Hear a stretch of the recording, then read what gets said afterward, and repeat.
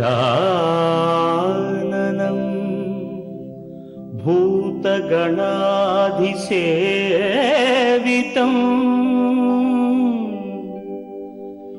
कपित्थजम्बू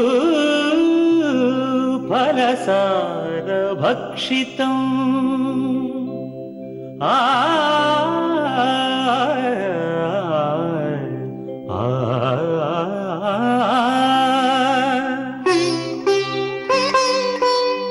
उमासुतं शोकविनाशकारणं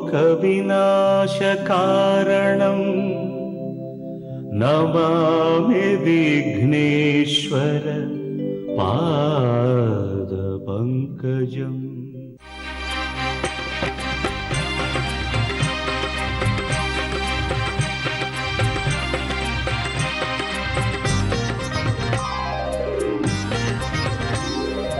ओम श्रीनिवास ओम श्रीनिवास ओम श्रीनिवास ओम श्रीनिवास நாள்தோறும் உன்னை நான் பாட வேண்டும்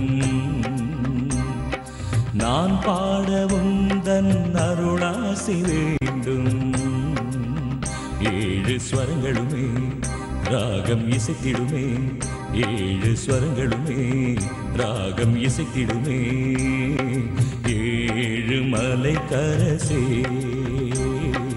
ஏழு மலை கரசே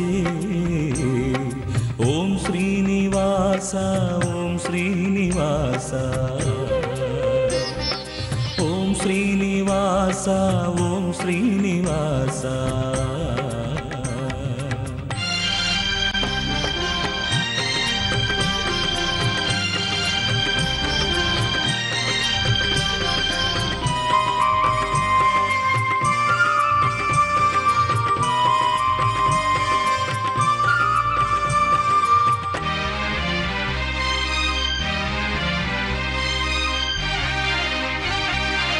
திருவேங்கடம் வருவேனே உந்தன் திருப்பாதமே பணிவேனே திருவேங்கடம் வருவேனே உந்தன் திருப்பாதமே பணிவேனே மலர்மேவிடும் அலர்மேல் மங்கை மணவாளனே ஜெகநாதனே மலர்மேவிடும் அலர்மேல் மங்கை மணவாளனே ஜெகநாதனே அழகான மலைவாசனே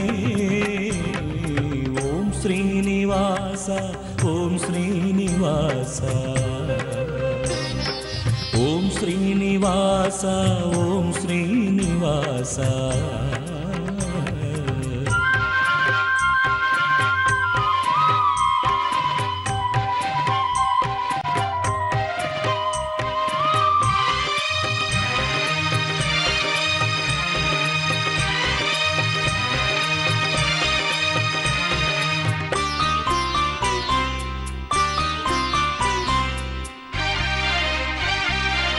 உனக்காகவே இசைத்தேனே என்றும் உன் பேரையே நினைத்தேனே உனக்காகவே இசைத்தேனே என்றும் உன் பேரையே நினைத்தேனே கருணாலயம் அருளாலயம் கமலாலயம் உனதாலயம் கருணாலயம் அருளாலயம் கமலாலயம் உனதாலயம் அருள்வாயே கோவிந்தா ஓம் ஸ்ரீனிவாசா ஓம் ஸ்ரீனிவாசா ஓம் ஸ்ரீனிவாசா ஓம் ஸ்ரீனிவாசா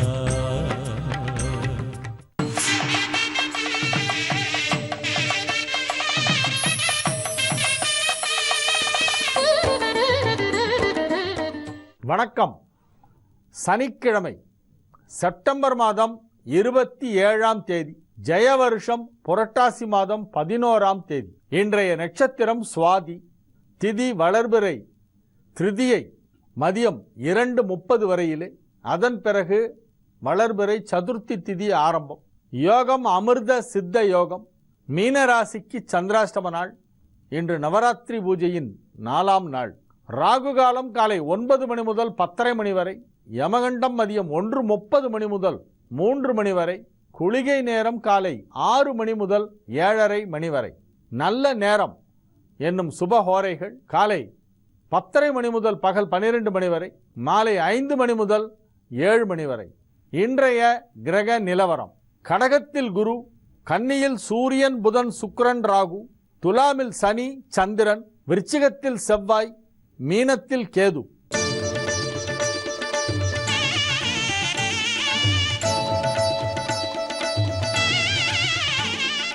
மேஷ ராசிக்கு இது ஒரு நன்மைகள் நடைபெறும் நல்ல நாள்.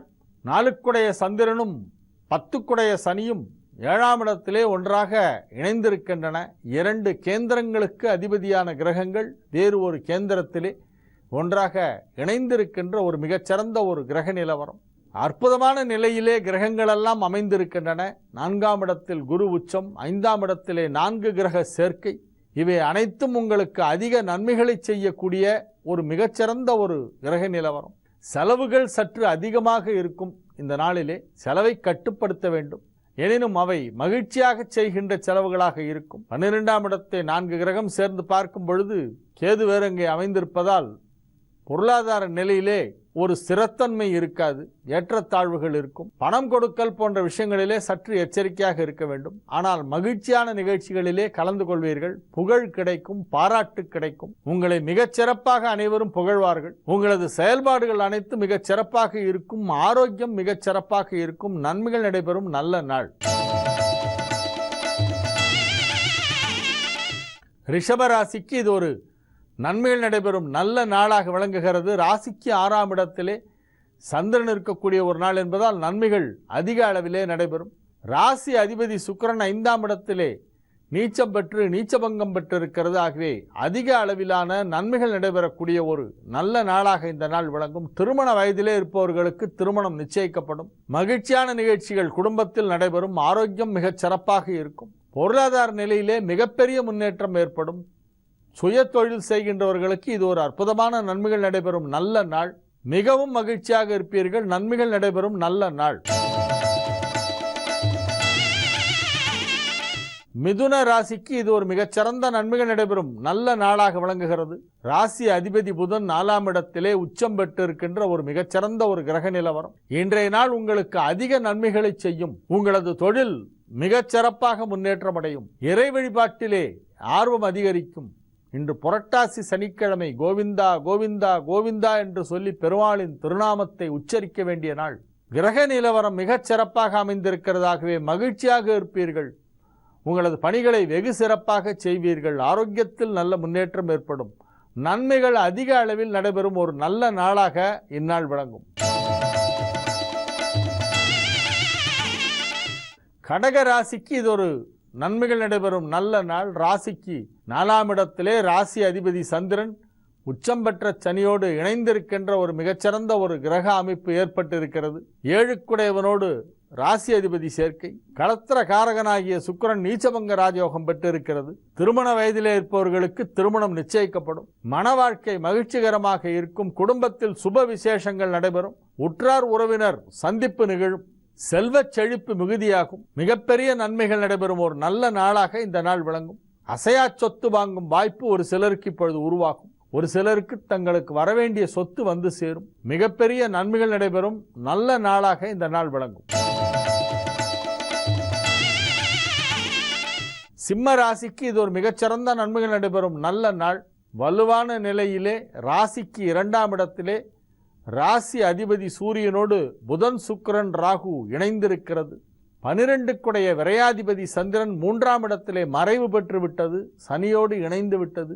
மிகச் சிறப்பாக இருக்கிறது. 5க்குடையவன் 12லே உச்சம் பெற்றிருக்கிறது. ஆகவே மிகப்பெரிய நன்மைகள் உங்களுக்கு நடைபெறும் ஒரு நல்ல நாளாக இந்த நாள் விளங்குகிறது. உங்களது செல்வாக்கு அதிகரிக்கும். புகழ் அதிகரிக்கும். சிறப்பான நன்மைகளெல்லாம் நடைபெறும். அதிக நன்மைகள் நடைபெறக்கூடிய ஒரு மிகச்சிறந்த நாளாக இந்த நாள் விளங்கும். கன்னி ராசிக்கு இது ஒரு நன்மைகள் நடைபெறும் நல்ல நாள். மிகச் சிறப்பான நிலையிலே ராசியில் ராசி அதிபதி உச்சம் பெற்று சுக்கிரன் நீச்சபங்கம் பெற்று சூரியன் சந்திரன் ஒன்றாக இணைந்துள்ளன. வலுவான நிலையிலே கிரகங்களெல்லாம் அமைந்திருக்கின்ற ஒரு நல்ல நாளாக இந்நாள் விளங்குகிறது.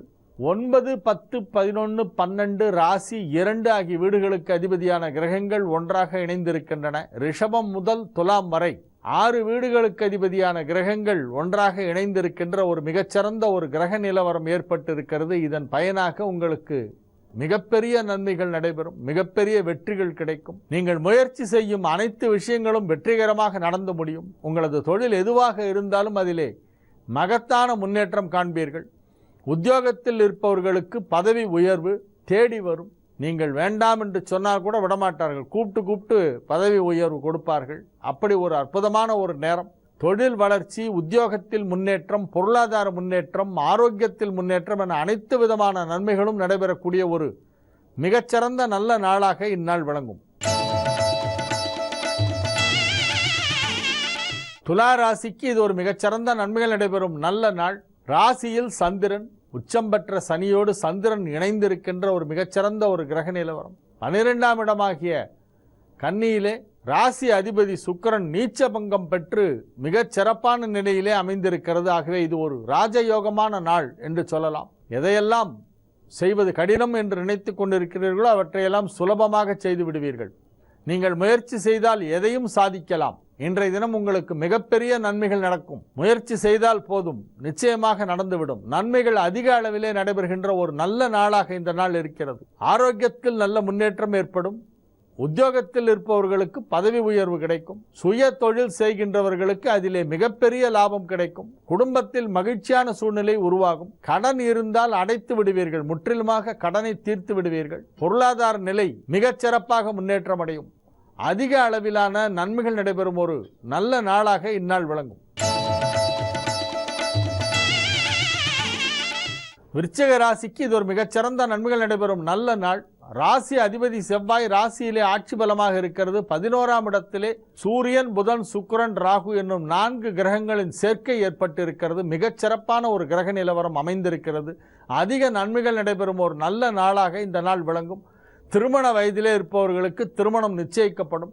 தொழில் வளர்ச்சி அற்புதமாக இருக்கும். பொருளாதார நிலையிலே நல்ல முன்னேற்றம் ஏற்படும். நன்மைகள் அதிக அளவில் நடைபெறக்கூடிய ஒரு மிகச்சிறந்த நாளாக இந்த நாள் விளங்குகிறது. மகிழ்ச்சியாக இருப்பீர்கள். மாலை நேரத்திலே கலை நிகழ்ச்சிகளிலே கலந்து கொள்வீர்கள், அல்லது ஆன்மீக நிகழ்ச்சிகளில் கலந்து கொள்வீர்கள், அல்லது குடும்ப நிகழ்ச்சிகளிலே, இல்லத்து சுப விசேஷங்களிலே கலந்து கொள்வீர்கள். அதிக நன்மைகள் நடைபெறுகின்ற ஒரு மகிழ்ச்சியான நல்ல நாள். தனுசு ராசிக்கு இது ஒரு மிகச்சிறந்த நன்மைகள் நடைபெறும் நல்ல நாள். மிகச் சிறப்பான நிலையிலே கிரகங்கள் எல்லாம் அமைந்திருக்கின்றன. அற்புதமான நிலையிலே அமைந்திருக்கின்றன. ஆகவே நன்மைகள் அதிக அளவிலே நடைபெறும். உங்களது திறமைகள் அனைத்தும் இப்பொழுது வெளிப்படும். பணிபுரியும் இடத்திலே உங்களுக்கு பாராட்டுகள் கிடைக்கும், பதவி உயர்வு கிடைக்கும். கலைத்துறை சார்ந்தவர்களுக்கு பட்டங்கள், விருதுகள் கிடைக்கும். தொழில் நிமித்தமான பயணங்கள் சற்று அதிகமாக இருக்கும். ஒரு சிலருக்கு கடல் கடந்து பயணம் செய்வதற்கான வாய்ப்பு இப்பொழுது உருவாகும். நன்மைகள் அதிக அளவிலே நடைபெறுகின்ற ஒரு மிகச்சிறந்த நாளாக இந்நாள் விளங்கும்.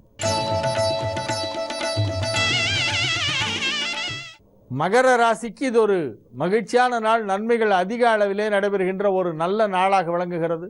ராசிக்கு 9ஆம் இடம், 10ஆம் இடத்திலே உள்ள கிரகங்கள் அனைத்தும் உங்களுக்கு நன்மை செய்யக்கூடிய நிலையிலே இருக்கின்றன. மிக வலுவான நிலையிலே கிரகங்கள் அமைந்திருக்கின்ற காரணத்தினால் அதிக அளவிலே உங்களுக்கு நன்மைகள் நடைபெறும். உற்சாகமாக உங்களது பணிகளை நீங்கள் வெற்றிகரமாக செய்து முடிப்பீர்கள். ராசிக்கு குரு பார்வை இருந்து கொண்டிருக்கிறது. ஆரோக்கியம் சிறப்பாக இருக்கும். பொருளாதார முன்னேற்றம் மிகவும் சிறப்பாக இருக்கும். நீங்கள் செய்கின்ற பணிகள் அனைத்தும் வெற்றி பெறும். கும்பராசிக்கு இது ஒரு மகிழ்ச்சியான நாள். நன்மைகள் அதிக அளவிலே நடைபெறுகின்ற நல்ல நாள். ராசிக்கு 9ஆம் இடத்திலே சந்திரன் ராசி அதிபதியோடு இணைந்திருக்கின்ற ஒரு மிகச்சிறந்த ஒரு கிரக நிலவரம் ஏற்பட்டிருக்கிறது. ஆகவே மிகப்பெரிய நன்மைகள் எல்லாம் நடைபெறுகின்ற வாய்ப்பு இப்பொழுது இருக்கிறது. உத்தியோகத்தில் இருப்பவர்களுக்கு ஊதிய உயர்வு கிடைக்கும். சுய தொழில் செய்கின்றவர்களுக்கு தொழில் வளர்ச்சி திருப்திகரமாக இருக்கும். நன்மைகள் அதிக அளவிலே நடைபெறுகின்ற ஒரு நல்ல நாள். குடும்ப வாழ்க்கை மகிழ்ச்சிகரமாக இருக்கும். மீன ராசிக்கு இது ஒரு சந்திராஷ்டம நாள். ஆகவே புதிய முயற்சிகளில் இறங்க வேண்டாம்.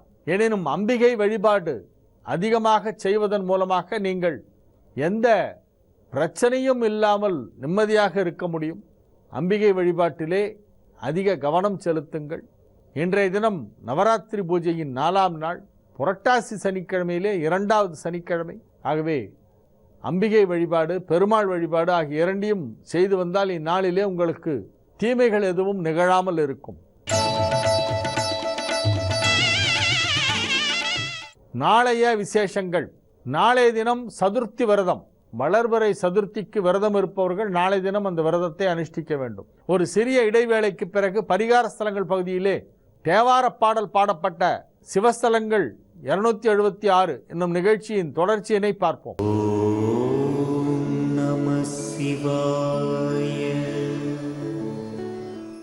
பரிகார ஸ்தலங்கள் பகுதியிலே நாம் தேவார பாடல் பாடப்பட்ட 276 சிவஸ்தலங்களை பற்றி பார்த்து கொண்டிருக்கிறோம்.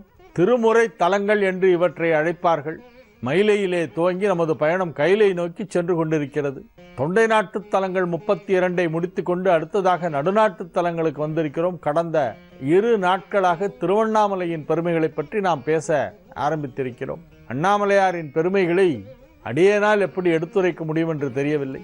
1000 நா படைத்த ஆதிசேஷனாலேயே அன்னவரின் பெருமைகளை எடுத்துரைக்க முடியாது. ஒரு நா படைத்த அடியேன் எங்கனம் எடுத்துரைப்பேன் என்று எண்ணிக்கொண்டேதான் இந்த நிகழ்ச்சியை நான் தினசரி செய்து கொண்டிருக்கிறேன். அவனது பெருமைகளை யாராலும் அளவிட முடியாது. அதற்கு ஒரு அளவுகோல் கிடையாது. சில விஷயங்களை சொன்னால் புரியும், சில விஷயங்களை பார்த்தால் புரியும், சில விஷயங்களை கேட்டால் புரியும். ஆனால் அண்ணாமலையாரின் பெருமை என்பது அவரவர் உணர்ந்தால்தான் முடியும். உணர வேண்டும். பக்தியால் தான் அதை உணர முடியும். அறிவை கொண்டு உணர முடியாது, அழகை கொண்டு உணர முடியாது, ஆற்றலை கொண்டு உணர முடியாது, செல்வத்தை கொண்டு உணர முடியாது, பலத்தை கொண்டு வீரத்தை கொண்டு உணர முடியாது. இவை எவற்றிற்குமே கட்டுப்படாதது இறையருள். அழகு, வீரம், செல்வம், ஆற்றல் போன்ற எதை கொண்டும் இறைவனின் பெருமையை ஒருவனால் உணர்ந்து கொள்ள முடியாது. பிறகு எப்படி உணர்ந்து கொள்ள முடியும் என்றால் பக்தியாக இரு. உண்மையான பக்தியோடு அவனிடத்திலே அடைக்கலம் புகுந்தால் அன்றி, அவனை சரணடைந்தால் ஒன்றி அவனுடைய அருமை பெருமைகளை அனைவரும் புரிந்து கொள்ள முடியாது. அதனால்தான் மாணிக்க வாசகர் அவன் அருளாலே அவன் தாள் வணங்கி என்று சொன்னார். அவன் தாளை வணங்குவதற்கு கூட அவனுடைய அருள் வேண்டுமாம். அவனுடைய அருள் கொஞ்சமாவது இருந்தால் தான் அவனுடைய தாள்களை வணங்க முடியும். அவன் அருளாலே அவன் தாள் வணங்கி அவனுடைய பெருமைகளை இப்பொழுது நான் பேச துவங்கி இருக்கிறேன். முக்தி தலங்களிலே மிக முக்கியமானது திருவண்ணாமலை. திருவாரூரில் பிறந்தால் முக்தி. பிறக்கிறது நம்ம கையில் இல்லை. கோஷாஸ்பத்திரியில் தான் பிறக்கணும் அப்படின்னு தலையில் எழுதியாச்சு. திருவாரூரில் போய் எப்படி பிறக்கிறது? முடியல. இந்த ஜென்மால எனக்கு அந்த பாக்கியம் கிடைக்கல. திருவாரூரில் பிறந்தால் முக்தி, காசியில் இறந்தால் முக்தி. அதுவும் கிடைக்குமா தெரியாது.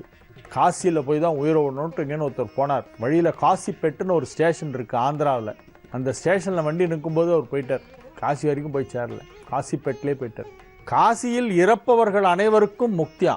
காசி மாநகரிலே யாரேனும் ஒருவர் இறந்து விட்டால் அவர்கள் நேராக மோட்சம்தான், அவங்களுக்கு மறுபிறவி கிடையாது. திருவாரூரில் பிறந்தால் முக்தி, காசியில் இறந்தால் முக்தி. இந்த பிறப்பு இறப்பு இரண்டுமே நம் கையில் இல்லை. அது என்னைக்கு எப்போ நிகழணுமோ அப்போ நிகழும்.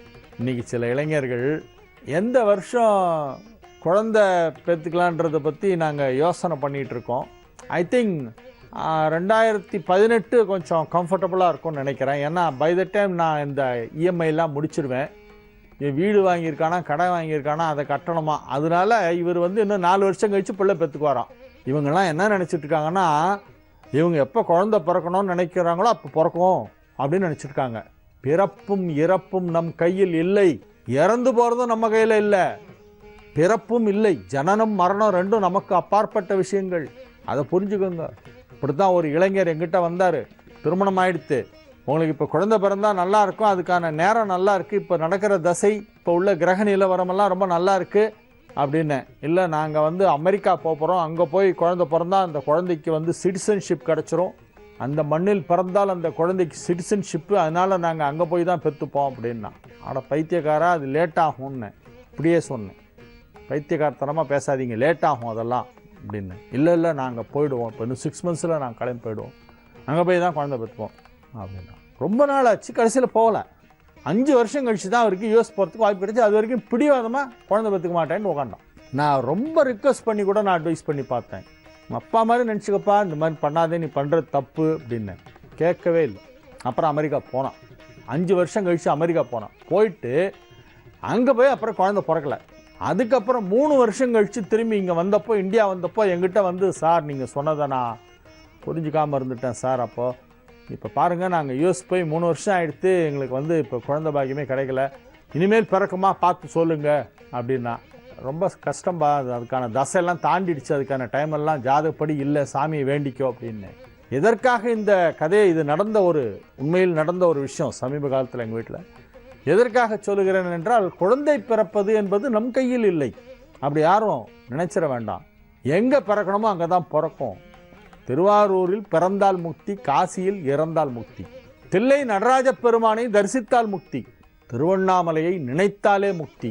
நினைக்க முக்தி தரும் தலம் திருவண்ணாமலை. திருவண்ணாமலையின் பெருமைகள் தொடரும். நாளை தினம் திருவண்ணாமலை பற்றி சொல்லவிருக்கிறேன். இன்னும் தொடர்ந்து ஒரு சில நாட்களுக்கு திருவண்ணாமலையின் பெருமைகள் எல்லாம் நிகழ்ச்சியிலே இடம்பெற உள்ளன. உங்களிடமிருந்து இப்பொழுது விடைபெற்றுக் கொள்வது உங்கள் வழிகாட்டி ஜோதிடர் ஹரிகேசநல்லூர் வெங்கட்ராமன். வணக்கம். ஸ்ரீ வித்யோபாசனாசக்தம் ஸ்ரீ வித்யாபீடபூஷணம் ஸ்ரீ வித்யாபினவம் வந்தே ஸ்ரீ கிருஷ்ணானந்த சர்க்குரு. அனைவருக்கும் இனி காலை வணக்கம். அபிராமி அந்தாதியினுடைய பல ஸ்ருதி என்று சொல்லுவார்களே பலன், அந்த பலனாக இந்த பாடல் 69 சகல சௌபாகியங்களும் அடைய என்ற தலைப்பிலான பாடல் எல்லோருக்கும் தெரிந்த பாடல். அபிராமி அந்தாதி என்று சொன்னாலே உடனடியாக எல்லோரும் சொல்லக்கூடிய பாடல். தனம் தரும், கல்வி தரும், ஒரு நாளும் தளர்வறியா மனம் தரும், தெய்வ வடிவம் தரும், நெஞ்சில் வஞ்சமில்லா இனம் தரும், நல்லன எல்லாம் தரும், அன்பர் என்பவர்க்கே கனம் தரும் பூங்குழலாள் அபிராமி கடைக்கண்களே. தனம் தரும். இந்த உலகத்திலே மிகுந்த அவசியமான விஷயம் பணம். எங்கே பார்த்தாலும் யாரை கேட்டாலும் பணம் பணம் பணம் என்றுதான் இந்த உலகம் போய்கொண்டிருக்கிறது. ஒருவர் பத்தாது என்று சொல்லி 2 பேராக சென்று ஓடி ஓடி பொருள் சேர்க்கிறோம். எல்லோருடைய வாழ்க்கையும் எல்லோருடைய பாதையும் பணத்தை நோக்கி சென்று கொண்டே இருக்கிறது. ஆகையினாலே தான் வள்ளுவ பெருந்தகை 2000 ஆண்டுகளுக்கு முன்னாலே சொல்லி வைத்தான், அருளில்லார்க்கு அவ்வுலகம் இல்லை, பொருளில்லார்க்கு இவ்வுலகம் இல்லாகி ஆங்கு என்று சொன்னார். பொருள் இல்லை என்று சொன்னால் யாரும் மதிக்க மாட்டாள். இல்லானை இல்லாளும் வேண்டாள், ஈன்றெடுத்த தாயும் வேண்டாள் என்று சொல்லுவாள் அவ்வை. அப்படி பொருள் அவசியமான விஷயம் என்பதனாலே தான் பராசக்தி திருவாக மகாலட்சுமியாக இந்த நவராத்திரி புண்ணிய காலங்களிலே நம்முடைய இல்லங்களிலே செல்வத்தை சேர்க்க வேண்டும், செல்வத்தை குவிக்க வேண்டும், அதை தர்மத்திற்கு நாம் செலவழிக்க வேண்டும் என்ற தன்மையிலாக நமக்கு பணத்தை அள்ளித்தளக்கூடியவளாக தேவி இருக்கிறாள். தனம் தரும் என்று சொன்னாள். தனம் தரும், நமக்கு நல்ல செல்வத்தை தேவி தருவாள். பணம் மட்டும் வந்துவிட்டால் போதுமா? அதை எவ்வாறு செலவழிக்க வேண்டும், எவ்வாறு அதை பாதுகாக்க வேண்டும், எவ்வாறு முறைப்படுத்த வேண்டும் என்பதற்கான ஞானம் வேண்டும். ஆகையினாலே கல்வி. இன்னொன்று, கல்வி கற்றுக்கொள்ள வேண்டும் என்று சொன்னாலே ஒருவனுக்கு வயிறு நிரம்பி இருக்க வேண்டும். வயிறு நிரம்பி இருந்தால்தான் அவன் எதையும் கேட்க முடியும். அப்படி செல்வம் கொண்டு ஒருவனுடைய வயிற்றை நிரப்பிய பிறகு அவனுக்கு கல்வி தர வேண்டும். ஆகையினாலே தான் நம்முடைய இலவச பள்ளிக்கூடங்களிலே நாம் நிறைய உணவு, மதிய உணவு, சத்துணவு என்றெல்லாம் வழங்குகிறார்கள். அவனுக்கு வயிற்றுக்கு சோறிட வேண்டும் இங்கு வாழும் மனிதருக்கெல்லாம் என்று சொன்னானே மகாகவி பாரதி. அந்த வகையிலே உணவை கொடுத்து பிறகு மற்ற கல்வியையும் ஞானத்தையும் தருகிறோம். கல்வி வேண்டும் என்று சொன்னால், கல்வி வந்தது என்று சொன்னால், ஞானம் வந்தது என்று சொன்னால், அறிவு வந்தது என்று சொன்னால், அது எதற்கான அறிவாக இருக்க வேண்டும் என்று சொன்னால், இந்த செல்வத்தை முறைப்படியாக தர்மத்திலே செலவழிக்க வேண்டும் என்ற ஞானம் உடையதாக இருக்க வேண்டும். அறிவினான் ஆகுவது உண்டோ பெரிதின் நோய் தன்னோய் போல் போற்றாக்கடை என்று சொல்லுவார் வள்ளுவ பெருந்தகை. பிறருடைய துன்பத்தை தன்னுடைய துன்பமாக எடுத்துக்கொண்டு யார் ஒருவர் இந்த உலகத்திலே செல்வத்தை செலவழிக்கிறார்களோ அவர்கள்தான் பேறு பெற்றவர்களாக இருக்கிறார்கள். நாம் நம் பிள்ளைகளுக்கு திருமணம் செய்கிறோம், கோடிக்கணக்கான பணம் செலவழிக்கிறோம், லட்சக்கணக்கான பணம் செலவழிக்கிறோம். தீபாவளிக்கு உடைகள் வாங்குகிறோம். அப்படி வாங்குகிற பொழுது, நம்முடைய பிள்ளைகளுக்கு வாங்குகிற பொழுது, நம்முடைய குடும்பத்தினருக்கு வாங்குகிற பொழுது, யாரோ 4 ஏழைகளுக்கு நல்ல உடையாக, ஏழைகளுக்கு வாங்குகிறோம் என்று சொன்னாலே தரம் குறைந்தவர்களாக வாங்கி கொடுப்பதை மட்டும் பெரிதாக எடுக்கக்கூடாது. நாம் எப்படி உடுத்தி கொள்ளுகிறோமோ அதற்கு இணையானதாக வாங்கி கொடுக்க வேண்டும். அதுதான் உண்மையான தர்மம். நாம் எப்படி உண்கிறோமோ அதே போல நம்முடைய கூட இருக்கிறவர்களுக்கு, நம்மை விட தாழ்ந்தவர்கள் என்று நாம் சிந்திக்கிறவர்களுக்கும் அத்தகைய நல்ல உணவை வழங்க வேண்டும். எல்லாருக்குள்ளாகவும் கடவுள் இருக்கிறார். அவரவர் வினைப்படி மேலேயோ கீழேயோ இருக்கிறார்களே தவிர வழங்குவது என்பதிலே பேதம் கூடாது. மிகப்பெரிய அளவிலே திருமணம் செய்கிற பொழுது நம்முடைய உறவினர் வீட்டு பெண் பிள்ளைகளை தேடி பார்த்து பிடித்து சத்தம் போடாமல், யாருக்கும் தெரியாமல் அந்த பெண் பிள்ளைகளுக்கு நாம் திருமணம் செய்து வைக்க வேண்டும். நம்முடைய பெண் கழுத்திலே தாலி ஏறுகிற பொழுது அதே நாளிலே, அதே சுப முகூர்த்தத்திலே, வெளியிலே தெரியாமல் எத்தனையோ ஏழை பெண்கள் கழுத்திலே தாலி ஏறுகிறது என்று சொன்னால் நமக்கு அதைவிட மிகப்பெரிய தர்மம் வேறொன்றுமாக இருக்க முடியாது. அப்படி செல்வம் எதற்காக என்று சொன்னால் தர்மத்திற்காக. அதற்காகத்தான் பராசக்தி தந்திருக்கிறாள் என்ற ஞானம் வந்தால் கல்வி பெற்றதற்கான பலனை நாம் பெற்று விடுகிறோம். ஊருணி நீர் நிறைந்தற்றை என்று சொல்லுவானே வள்ளுவ பெருந்தகை. செல்வத்தை பெற்றால் அந்த செல்வம் நிச்சயமாக நமக்கு ஞானத்தை தந்து அந்த ஞானம் எல்லோருக்குமாக வழங்க வேண்டும் என்ற அறிவை தர வேண்டும். தனம் தரும், கல்வி தரும், ஒரு நாளும் தளர்வு அறியா மனம் தரும். நம்முடைய மனம் எப்படி இருக்கிறது என்று சொன்னால் தொட்டா சிணுங்கி போல இருக்கிறது. கிராமப்புறங்களிலே நீங்கள் பார்த்திருக்கலாம், ஒரு சிறிய தரையிலே படரக்கூடிய ஒரு குடி போன்று இருக்கும் அந்த தொட்டா சிணுங்கி. ஒரு மிகப்பெரிய மூலிகை அது. அந்த செடியினுடைய அருகிலே நம்முடைய விரலை கொண்டு சென்றாலே, லேசாக நம்முடைய விரல் பட்டுவிட்டால் கூட அந்த செடி சுருங்கி போய்விடும். அப்படித்தான் நம்முடைய மனம் இருக்கிறது. பேச வேண்டாம், சொல்ல வேண்டாம், யாராவது கொஞ்சம் பார்த்தால் கூட மோப்பக்குழையும் அனிச்சம் முகம் திரிந்து நோக்கக்குழையும் விருந்து என்று சொல்லுவானே வள்ளுவ பெருந்தகை. முகம் திரிந்து நோக்கினால் கூட நம்முடைய மனம் தொட்டா சிணுங்கி போலே சுருங்கி போய்விடுகிறது. எதற்கெடுத்தாலும் இன்றைக்கு டென்ஷன் டென்ஷன் டென்ஷன் என்று அலைகிறோமே. 2 வயது பிள்ளையில இருந்து, குழந்தையில இருந்து 90 வயது கிழவன் வரைக்கும் எல்லோருக்கும் டென்ஷனாக இருக்கிறது. தளர்வு. அந்த தளர்வு அறியாத மனம் இருக்கிறதே, அந்த மனம் அவசியமான விஷயம். கல்வி செல்வம் இரண்டையுமாக பெற்ற பிறகு நம்முடைய மனம் எப்பொழுதும் உற்சாகமாக இருக்க வேண்டும். நம்முடைய மனம் எப்பொழுதும் குதூகூலமாக இருக்க வேண்டும். நம்முடைய மனம் எப்பொழுதும் செயலாற்றக்கூடிய தன்மையில் இருக்க வேண்டும். தனம் தரும், கல்வி தரும், ஒரு நாளும் என்று சொன்னாள். ஏனென்று சொன்னால் தினசரி தினசரி நம்முடைய மனதை எழுப்பி எழுப்பி எழுப்பி நிறுத்த வேண்டி இருக்கிறது. ஃபீனிக்ஸ் பறவை போலே சாம்பலிலே இருந்து உயிர் பெற்று எழும் என்று சொல்லுவார்களே, நாம் எவ்வளவு கீழே விழுந்தாலும் கூட மறுபடியும் எழுந்து விட வேண்டும். அப்படித்தான் நம்முடைய மனம் தளர்ச்சிக்கு வந்துவிட்டால் தேவி பராசக்தியினுடைய மனதை மீண்டும் தூக்கி நிறுத்து என்று சொல்லக்கூடிய பிரார்த்தனையை செய்கிறார். ஒரு நாளும் ஒவ்வொரு நாளும் ஒவ்வொரு நாளும் ஒரு நாளும் தளர்வறியா மனம் தரும். தனம் தரும், கல்வி தரும், ஒரு நாளும் தளர்வறியா மனம் தரும், தெய்வ வடிவம் தரும். அப்படி பார்த்தாலே அந்த பொண்ணை பார்த்தாயா, மகாலட்சுமி போலே இருக்கிறது என்று சொல்லுகிறார்களே. யாராவது மகாலட்சுமியை பார்த்திருக்கிறார்களா என்று கேட்டால் நிச்சயமாக ஞானிகள் யோகிகள் தவிர இருக்காது. நல்ல கலையாக, நல்ல அவர்களை பார்க்கிற பொழுதே விரும்பக்கூடிய அளவிற்கு, அன்பு செலுத்தக்கூடிய அளவிற்கு, புன்னகை சிந்தக்கூடிய அளவிற்கு ஒருவருடைய முகம் இருக்குமானால் மனம் தெளிவாக இருக்க வேண்டும். யாருடைய மனத்திலே களங்கம் இல்லையோ, யாருடைய மனத்திலே அன்பு இருக்கிறதோ, யாருடைய மனத்திலே அழுக்கு இல்லையோ, யாருடைய மனத்திலே பொறாமை இல்லையோ, யாருடைய மனத்திலே தீய எண்ணங்கள் இல்லையோ, அவர்களுடைய மனம் பொலிவாக இருக்கும். ஆகையினாலே முகம் பொலிவாக இருக்கும். தெய்வ வடிவம் என்று சொன்னால் எல்லோருக்கும் தலையிலே ஒரு கிரீடத்தை வைத்து கையிலே ஒரு சூலாயுதத்தை கொடுப்பது அல்ல. தெய்வ வடிவம் என்று சொன்னால் வடமொழியிலே சொல்வார்களே, தேஜஸ் என்று சொல்வார்களே, ஒரு ஒளி எல்லோருடைய உடலிலே இருந்தும் பிறக்கிறது ஒளி. அந்த ஒளியின் மூலமாக அவர்களுடைய மனத்தினுடைய ஆற்றலை நாம் அளவிட்டு கொள்ள முடியும். ராமன் கங்கைக்கரை ஓரமாக நடந்து போகிறான். போகிற பொழுது காலையிலே சூரியன் எழுகிறான். காலையிலே எழுந்த சூரியனுடைய பேரொளி இருக்கிறதே, அந்த பேரொளி ராமன் மேனியிலிருந்து படர்கிற ஒளியிலே மங்கி போனது என்று சொல்லுவான் கம்பன். அப்படியானால் ராமன் மேனியிலே எத்தகைய ஒளி பிறந்திருக்கும் என்று நாம் கற்பனை செய்து பார்க்கிறோம். வெய்யோன் ஒளி தன் மேனி விரி சோதியின் மறைய என்று சொல்லுவான். தன் மேனி விரி சோதி, விரிந்து கொண்டே இருக்கிற சோதி. அது கொஞ்சம் இல்லை, கொஞ்சம் கொஞ்சம் கொஞ்சமாக ராமனுடைய உடம்பிலே இருந்து அந்த சோதி விரிந்து கொண்டே இருக்கிறதாம். ஞானிகள், யோகிகள், மகான்கள், சித்த புருஷர்களை நாம் பார்த்து அவர்களுடைய சன்னிதானத்திலே நிற்கிற பொழுது நம்முடைய மனம் ஏன் அடங்குகிறது என்று சொன்னால், ஏன் அமைதியாகிறது என்று சொன்னால், அவர்களுடைய உடலிலே இருந்து பிறக்கக்கூடிய ஒளி வெள்ளத்தினாலே. படம் வரைகிறவர்கள் ஆகையினாலே தான் அவர்கள் பின்னாலே ஒரு அருள் வட்டம் போடுகிறார்கள்.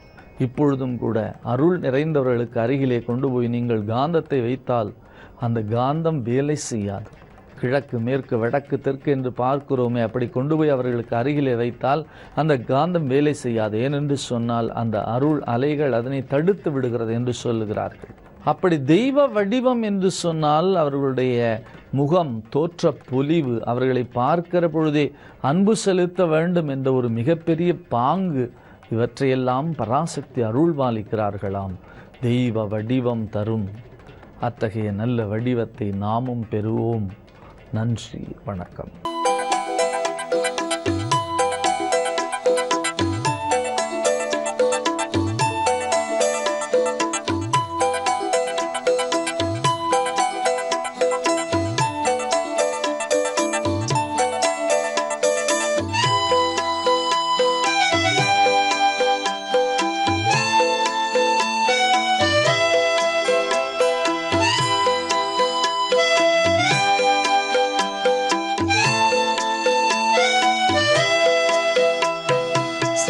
ஜெயராமன் பெயரை சொல்வான், காற்றினில் அவனே கலந்தே இருப்பான். ஸ்ரீ ஜெயராமன் பெயரை சொல்வான், காற்றினில் அவனே கலந்தே இருப்பான். ஸ்ரீ ஜெய் ஹனுமான் திருவடி போற்றி, ஸ்ரீ ஜெய் ஹனுமான் திருவடி போற்றி.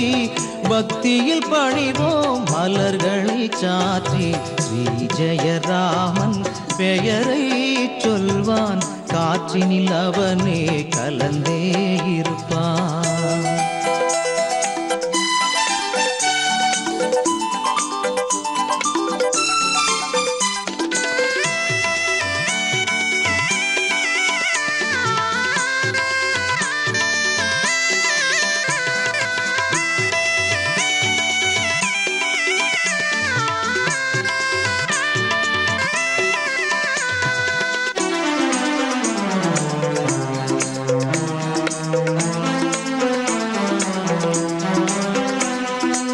துளசியில் மாலை அணிந்திருப்பானே, தூயவர் நெஞ்சில் குடியிருப்பானே. துளசியில் மாலை அணிந்திருப்பானே, தூயவர் நெஞ்சில் குடியிருப்பானே. ராமனை வணங்கும் அன்பருக்கெல்லாம், ராமனை வணங்கும் அன்பருக்கெல்லாம் தானாய் வந்து அருள் செய்வானே. ஸ்ரீ ஜெயராமன் பெயரை சொல்வான், காற்றினில் அவனே கலந்தே இருப்பான். ஸ்ரீ ஜெய் ஹனுமான் திருவடி போற்றி, ஸ்ரீ ஜெய் ஹனுமான் திருவடி போற்றி. பக்தியில் பணிவோம் மலர்களை சாற்றி, ஸ்ரீ ஜெயராமன் பெயரை சொல்வான், காற்றினில் அவனே கலந்தே இருப்பான்.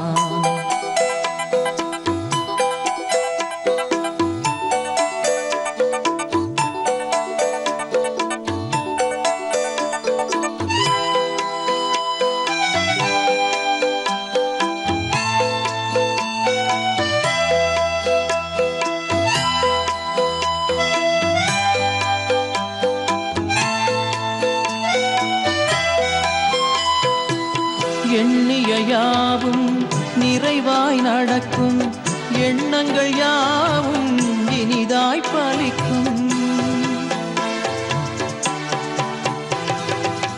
எண்ணிய யாவும் நிறைவாய் நடக்கும், எண்ணங்கள் யாவும் இனிதாய் பலிக்கும்.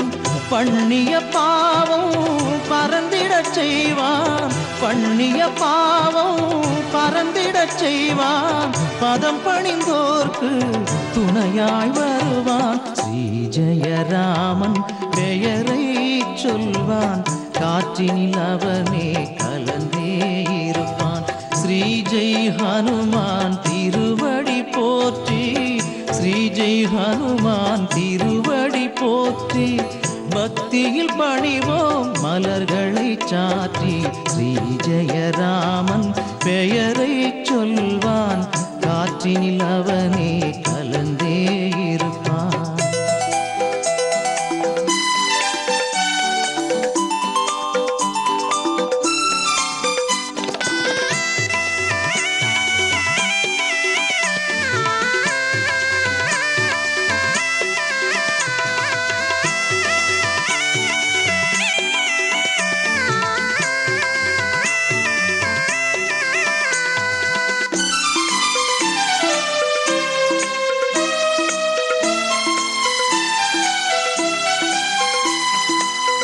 எங்கும் நிறைந்து அவனே இருப்பான், இல்லை என்னாது வரங்களை கொடுப்பான். எங்கும் நிறைந்து அவனே இருப்பான், இல்லை என்னாது வரங்களை கொடுப்பான். மங்களம் சேர்க்கும் அவன் திருநாமம், மங்களம் சேர்க்கும் அவன் திருநாமம். மண்ணுயர்க்கெல்லாம் அதுவே வேதம். ஸ்ரீ ஜெயராமன் பெயரை சொல்வான், காற்றினில் அவனே கலந்தே இருப்பான். ஸ்ரீ ஜெயராமன் பெயரை சொல்வான், காற்றினில் அவனே கலந்தே இருப்பான். ஸ்ரீ ஜெய் ஹனுமான் திருவடி போற்றி, ஸ்ரீ ஜெய் ஹனுமான் திருவடி போற்றி. பக்தியில் பணிவோம் மலர்களை சாற்றி, ஸ்ரீ ஜெயராமன் பெயரை சொல்வான், காற்றினில் அவனே கலந்தே இருப்பான்.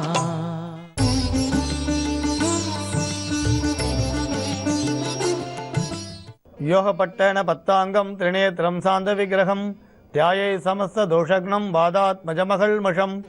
அஸ்மத் குருபியோ நமக விகனச மகா குருவே நமக. அனுமன் சுவாமிகள் ஆசிகளுடன். வாழ்க்கையில் பார்த்தீங்கன்னா சில நேரங்களில் உழைப்போடு அதிர்ஷ்டம் சேரும் பொழுது ஒரு பெரிய ஆச்சரியங்கள் நமக்கு காத்திருக்கும். உழைப்போட அதிர்ஷ்டம் சேரும் பொழுது பெரிய ஆச்சரியங்கள் காத்திருக்கும். சில பேர் நிறைய உழைச்சிக்கிட்டே இருப்பா, ஆனால் லாபம் குறைவாக இருக்கும். உடலால் உழைக்கக்கூடியவர்கள் ஓரளவு புத்திசாலித்தனத்தோடு உழைத்தா ஜெயிக்க முடியும்னு பொதுவாக அனுபவபூர்வமுள்ள பெரியோர்கள் சொல்வாங்க. அதாவது உடலால் உழைக்கிறது மட்டும் இல்லாமல் புத்தியாலையும் உழைக்கணும். அப்படி இருக்கும் பொழுது அதிர்ஷ்டங்கள் தேடி வரும். எல்லாருக்கும் குபேர மந்திரம்னு சொன்ன உடனே எல்லாருக்கும் தெரிஞ்சது உங்களுக்கு செல்வம் தான். ஆனால் அந்த குபேரன் ஆரோக்கியத்தையும் தரக்கூடியவன், அதிர்ஷ்டத்தையும் தரக்கூடியவன். இதுக்கு சின்னதாக சொல்லணும்னா, ஒரு மந்திரி பதவிக்கு போட்டி, 2 நண்பர்கள் போயிருக்கா. அந்த ராஜா 2 பேருமே நல்ல வலிமையான உடல் உழைப்பு உள்ளவர்கள், நல்ல கடுமையாக உழைக்கக்கூடியவர்கள். அதாவது பல காத தூரங்கள் நிற்காமல் நடக்கக்கூடியவர்கள், 2 நாள் 3 நாள் தூங்காமல் இருக்கக்கூடியவர்கள். அந்த மாதிரி உடலில் அற்புதமான திறமை படைத்தவர்கள். அதாவது தூங்காமல் இருக்கிறது ஒரு பெரிய கலை. ஒற்றர்களாக இருக்கக்கூடியவர்களுக்கு அந்த கலை இருக்கும். அந்த காலத்தில் ராஜாக்கள் வைக்கக்கூடிய பரீட்சை. அதேமாதிரி வில் வித்தை, அது மாதிரி கத்தி சண்டை, இதெல்லாம் ஈட்டி சண்டை, இதெல்லாம் தெரிஞ்சவர்கள். குதிரை ஏற்றம், யானை ஏற்றம் நல்லா தெரிஞ்சவங்க. 2 பேருமே கடுமையான உழைப்பாளிகள். ஆனால் எல்லா போட்டிகள்லையும் 2 பேரும் ஜெயிச்சிட்டா. கடைசியில் ராஜா பார்த்தார், ஒரு சின்ன போட்டி வைக்கலான்னு கூப்பிட்டு ஜலத்துக்கோ தூரத்தில் ஜலத்தில் நதிக்கிட்ட அடிச்சுட்டு போய்ட்டு அந்த நதியில் ஒன்று அடிச்சுன்னு போகிறது என்ன பார்த்துட்டு வந்தார். முதல்ல ஒருத்தன் போய் பார்த்துட்டு வந்தான், நண்பரில் ஒருத்தன். திரும்பி சொல்கிறான், அரசே அது மாம்பழம். 2வது உடனே நீ போய் பார்த்துட்டு வந்தான். 2வது பார்த்துட்டு வரான். இப்போ முதல்ல பார்த்துட்டு வந்தவனை கேட்குறாரு, மாம்பழம் எப்படி வந்ததுன்ற. உடனே திடீர்னு ஓடி போயிட்டான். திரும்பி சொல்கிறான், இது மாம்பழ சீசனே இல்லை, ஆனால் இது ஒரு 2-3 கிலோமீட்டருக்கு தாண்டி அங்கேருந்து வந்திருக்கணும்னு நினைக்கிறேன்றான். திருப்பி கேட்குறார். திருப்பி ஓடி போய் பார்த்துட்டு இன்னொரு மாம்பழம் வருது. அப்படி பார்த்தா ஏதோ நிறைய மாம்பழங்கள் ஜலத்தில் கொட்டியிருக்கலாம்னு நினைக்கிறேன்றான். ஆனால் முதல்ல 2வது போய் பார்த்தா பாருங்க, அவன் சொல்கிறான், அரசே இந்த மாம்பழம் நம்ம தேசத்தில் விளைஞ்சது கிடையாது. இப்போ நம்ம தேசத்தில் இதுக்குரிய காலமும் இல்லை. இது அந்நிய தேசத்துலேருந்து வந்த மாம்பழம். அதே நேரத்தில் அடுத்தடுத்து மாம்பழம் வரதை பார்த்தா 3-4 கிலோமீட்டருக்கு தாண்டி அந்த பக்கத்தில் பழக்காத தூரங்களுக்கு அப்புறம் அந்நிய தேசத்து படைகள் வந்திருக்கலாம். அவர்கள் கொண்டு வந்த மூட்டையிலேருந்து இந்த மாம்பழங்கள் தவறி விழுந்திருக்கலாம். அப்படி பார்த்தா ஒரு பெரும் படையே வரத்துக்கு வாய்ப்பு இருக்குது. நாம் ஜாக்கிரதையாக இருக்கணும். இப்படி பல விஷயங்களை சொல்கிறோம். இப்போ தான் ராஜா சொல்கிறார், நீ தான் மந்திரியாக இருக்க தகுதியானவன். அதாவது ஒரு விஷயத்தையும் கேட்டு பெறுவதை விட இவர் உடலால் பலசாலி தான், எல்லா விதமான திறமைகளும் உள்ளவன் தான். ஆனால் புத்தியால் உழைக்கக்கூடிய தன்மை குறைவாக இருந்ததுனால இரண்டாவதாக வந்தவொடனே தேர்ந்தெடுத்தான்னு ஒரு சின்ன கதை. இது பெரிய கதை இருந்தாலும் சின்னதாக உங்களுக்கு சொல்கிறோம். எதுக்கு சொல்ல வரேன்னா, ஒரு விஷயத்தை உடலால் உழைக்கும் பொழுது புத்தியாலையும் உழைக்கும் பொழுது அதிர்ஷ்டம் தேடி வரும். அப்போ உடலால் உழைக்கக்கூடியவரை விட புத்தியால் உழைக்கக்கூடியவன் ஜெயிச்சவனாக தான். இப்போ நிறைய பார்த்தீங்கன்னா இந்த கம்ப்யூட்டர் சர்வீஸ் பண்ணுறவா நிறைய பேர் இருப்பான். ஆனால் இந்த சாஃப்ட்வேர் கண்டுபிடிக்கிறவா சில பேர் தான் இருப்பான். கம்ப்யூட்டர் சர்வீஸ் பண்ணுறவரோட கம்ப்யூட்டர் சாஃப்ட்வேர் கண்டுபிடிக்கிறா பாருங்கள், புதுசாக சாஃப்ட்வேர், அவன் கோடிக்கணக்கில் சம்பாதிப்பான். அப்போ கம்ப்யூட்டர் சர்வீஸ் பண்ணுறவர் சம்பாதிக்கிறத கம்ப்யூட்டர் சாஃப்ட்வேர் கண்டுபிடிக்கிறா பாருங்கள், புதுசாக சாஃப்ட்வேர். நிறைய சொல்கிறான் சாஃப்ட்வேர்னால் இது எவ்வளோ இருக்குது. அந்த மாதிரி சாஃப்ட்வேர் கண்டுபிடிக்கிறவன் கோடிக்கணக்கில் சம்பாதிக்கிறான். ஆக புத்தியை பயன்படுத்தும் போது அதிர்ஷ்டமும் சேர்ந்துக்கிறது. அதில் உடல் உழைப்பும் இருக்கணும். அந்த உடல் உழைப்போட உங்களுக்கு புத்தியும் உழைக்கணும், அதிர்ஷ்டமும் தேரணும். இப்போ சொல்கிற குபேர மந்திரத்தை சொன்னால் நாம் உடலால் உழைக்கக்கூடிய நல்ல ஆரோக்கியத்தை உடையவர்களாக இருப்போம். சரி, உடம்பால் உழைக்கிறோம், புத்தி கொஞ்சம் உழைக்கணுமானா அப்போ புத்தியும் நல்ல முறையில் உழைக்கும். சரி, உடம்பால் உழைக்கிறோம், புத்தியால் உழைக்கிறோம், ரெண்டும் உழைக்கிறோம், அடுத்து அதிர்ஷ்டமும் சேரும். ஏன்னா நிறைய பேர் பார்த்தா வெளிநாடு போனால் ஆசைப்படுவாள், கடுமையாக உழைச்சி படிப்பாள் ராத்திரியும் பகலும், அது மாதிரி கடுமையான தேர்வுகளில் ஜெயிப்பாள். ஆனால் கடைசியில் வந்து பார்த்திங்கன்னா வெளிநாடு போகிற விஷயங்களில் வர போட்டியில் பின்தங்கிடுவாள். அப்போ கேள்வி கேட்பா. அவளோட கேள்வி என்னென்னா, நான் கடுமையாக உழைத்தேன், ராத்திரி பகல் பாராமல் உழைத்தேன், பலன் கிடச்சிது. அதேமாதிரி புத்தியால் உழைத்தேன், ஜெயித்தேன், ஆனால் மூணாவது அதிர்ஷ்டம் மட்டும் என்னை பின்னால் தள்ளி எடுத்துடுவான். அந்த மாதிரி கடைசி நேரத்தில் நமக்கு தோல்வி வராமல் இருக்கவும் இப்போ சொல்ல போகிற மந்திரம் பலன் தரும். இந்த குபேர மந்திரத்தை ஜெபித்தால் உடலால் நல்ல ஆரோக்கியமாக உழைக்கலாம், புத்தியும் அந்த நேரத்தில் சரியானபடி பலன் தரும். ப்ரெசன்ஸ் ஆஃப் மைண்ட் அப்படின்வான். எந்த காரியத்தை எப்படி செய்யணும்னு தோணும், அதே மாதிரி சரியான நேரத்தில் சரியான காரியத்தை செய்வோம், அதிர்ஷ்டமும் நம்ம பக்கம் இருக்கும். இந்த மூணு ஒன்றா சேரும்பொழுது வாழ்க்கையில் வெற்றிக்கு எந்த விதமான தடையும் கிடையாது. இப்போ சொல்ல போகிற குபேர மந்திரத்தை ஜபித்தால் நல்ல ஆரோக்கியம் கிடைக்கும், கடுமையாக உழைக்கக்கூடிய சக்தி கிடைக்கும், புத்தியாலேயும் நல்ல உழைப்போம், நம்மை தேடி அதிர்ஷ்டமும் வரும். அதிர்ஷ்டம்ன்றது கண்ணுக்கு தெரியாத வரது அதிர்ஷ்டம் நம்ம சொல்கிறோம். ஆனால் இந்த லாட்ரி சீட்டில் விழுமான்னு கேட்குறதுல அதிர்ஷ்டம் நான் ஒத்துக்க மாட்டோம். ஏன்னா அது வந்து நம்ம சோம்பலால் நினைக்கக்கூடிய எண்ணம். ஒரு லாட்ரி சீட்டு வாங்கிட்டேன் கோடிக்கணக்கில் வருமானு நினச்சா அது உடல் உழைப்பு இல்லாமல் சோம்பலால் நம்ம ஜெயிக்க முடியுமான்னு நினைக்கிறோம். அதில் புத்தியும் உழைக்கலை, உடம்பும் உழைக்கலை, ஆனால் அதிர்ஷ்டத்தை மட்டும் நம்புகிறோம். அது பலன் தராது. அதாவது அதிர்ஷ்டங்களை மட்டும் நம்பக்கூடாது, உடல் உழைப்பும் இருக்கணும், புத்தி உழைப்பும் இருக்கணும். இந்த ரெண்டும் சேரும்பொழுது மெய்வருத்த கூலி தரும்ன்றபடி கட்டாயம் வந்து அதிர்ஷ்டமும் நம்மளோட சேரும்.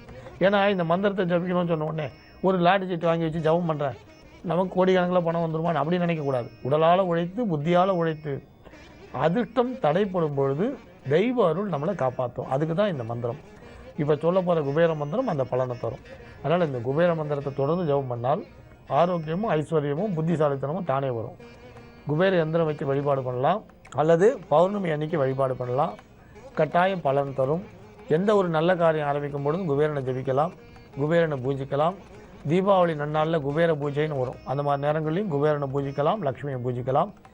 இப்போ சொல்ல போகிற மந்திரத்தை 45 நாட்கள் ஜபிக்கலாம். ஆரம்பிக்கிற அன்றைக்கி இனிப்பு நைவேத்தியம், முடிக்கிற அன்றைக்கி இனிப்பு நைவேத்தியம். குபேரன் படம் வைத்தோ அல்லது விக்கிரகம் வைத்தோ எந்திரம் வைத்தோ வழிபாடு பண்ணலாம். தூப தீப வாசன திரவியங்கள் சமர்ப்பிக்கலாம். ஜவ்வாது குங்குமம் கலந்து அர்ச்சிக்கலாம். நல்ல பலன் கட்டாயம் உண்டு. தாமரப்பு சமர்ப்பிக்கலாம். கட்டாயம் இந்த குபேரனோட அருள் கிடைக்கும். இப்போ தொலைக்காட்சியில் தெரிகிறது, எழுதிக்கோங்க. ஓம் ஹ்ரீம் க்ளீம் சௌம். ஓம் ஹ்ரீம் க்ளீம் சௌம் ஸ்ரீம் கும் குபேராய. மறுபடியும் சொல்ல எழுதிக்கோங்க. ஓம் ஹ்ரீம் க்ளீம் சௌம் ஸ்ரீம் கும் குபேராய நரவாகனாய நரவாகனாய யக்ஷராஜாய யக்ஷராஜாய தனதான்யாதி பதையே தனதான்யாதி பதையே லக்ஷ்மி புத்திராய ஸ்வாஹா. ஓம் ஹ்ரீம் க்ளீம் சௌம். மறுபடியும் எழுதிங்க. ஓம் ஹ்ரீம் க்ளீம் சௌம் ஸ்ரீம் கும் குபேராய நரவாகனாய நரவாகனாய யக்ஷராஜாய தனதான்யாதி பதையே தனதான்யாதி பதையே லக்ஷ்மி புத்திராய ஸ்வாஹா. இன்னும் சில குபேரம் விசேஷ மந்திரங்களும் உண்டு. இருந்தாலும் இது இந்த மந்திரம் ஒரு வித்தியாசமான அற்புதமான பலன் தரக்கூடிய மந்திரம். லக்ஷ்மி குபேரனோட அருளை தரும், பொருளும் தரும். தொடர்ந்து ஜெபம் பண்ணி பலன் அடைய முடியும். நாளைக்கு இன்னொரு அபூர்வமான மந்திரத்தை பற்றி நம்ம பேசலாம். ஜோதிட சிம்மம், திருவள்ளிக்கேணி, சுவாமி கண்ணன் பட்டாச்சாரியா, மங்களானி பவந்து.